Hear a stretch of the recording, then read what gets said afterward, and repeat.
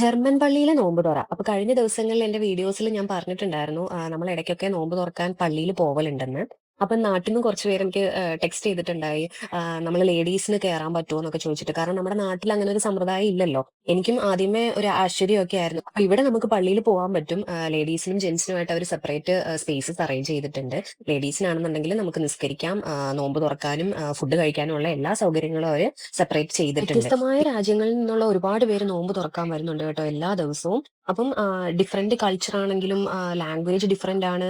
അപ്പം അതൊന്നും ഒരു സെപ്പറേഷനിലേക്ക് പോവാതെ എല്ലാരും കൂടെ ഒന്നിച്ചിരുന്നാണ് നിസ്കരിക്കുന്നതും നോമ്പ് തുറക്കുന്നതും ഫുഡ് കഴിക്കുന്നതും എല്ലാം തന്നെ. അപ്പൊ എനിക്ക് അതൊരു നല്ലൊരു പോസിറ്റീവ് ഹൈലൈറ്റ് ആയിട്ട് തോന്നിയിട്ടുണ്ട്. അപ്പൊ ടർക്കിഷ് മോസ്ക് ആയതുകൊണ്ട് തന്നെ എല്ലാ ദിവസവും ടർക്കിഷുകാരുടെ എന്തെങ്കിലുമൊക്കെ സ്പെഷ്യൽ ഐറ്റംസ് ഉണ്ടാവും. പിന്നെ ഇവിടെ ജർമ്മനിയിലെ വ്യത്യസ്ത രാജ്യങ്ങളിലെ പള്ളിയുണ്ട് കേട്ടോ.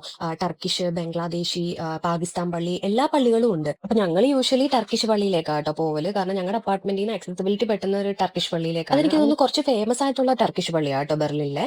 കാരണം എല്ലാ ദിവസവും ഒരുപാട് പേര് നോമ്പ് തുറക്കാനായിട്ട് അവിടെ എത്തുന്നുണ്ട്. അപ്പം അങ്ങനെ എത്ര പേര് ഇഫ്താറിനായിട്ട് വന്നാലും അവിടെ ഫുഡ് ഇല്ലാത്ത ഒരു സിറ്റുവേഷൻ ഇതുവരെയും ഞാൻ കണ്ടിട്ടില്ല. നമ്മൾ പോകുന്ന മിക്ക ദിവസങ്ങളിലും ഇതുപോലെ മന്തി റൈസും ചിക്കനും പിന്നെ ഈ ടർക്കിഷുകാരുടെ ഒരു സ്പെഷ്യൽ മോരുണ്ട്. അത് ശരിക്കും ഒരു സ്പെഷ്യൽ മോര് തന്നെയാണ് കേട്ടോ. കാരണം ഐറൻ ഇങ്ങനെ സ്റ്റിക്കി ആയിട്ട് ഇരുന്നിട്ട് അതിലിങ്ങനെ ക്യുക്കുംബർ ഒക്കെ ചോപ്പ് ചെയ്തിട്ടിട്ടുണ്ട്.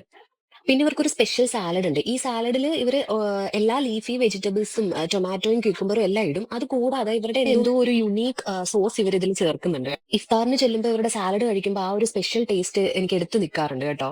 അപ്പൊ എല്ലാ ദിവസവും ഇതുപോലുള്ള സ്പെഷ്യൽ ഐറ്റംസ് ഉണ്ടാവാറില്ല. ചില ദിവസങ്ങളിൽ ഇവിടെ ചില ഫാമിലീസ് സ്പോൺസർ ചെയ്യാറുണ്ട് ഇഫ്താർ.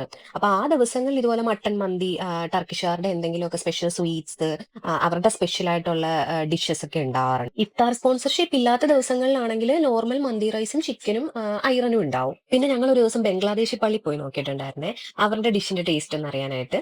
നല്ലതായിരുന്നു. അവരുടെ ഒരു സ്പെഷ്യൽ മെനുവും കറിയൊക്കെ ഉണ്ടായിരുന്നു.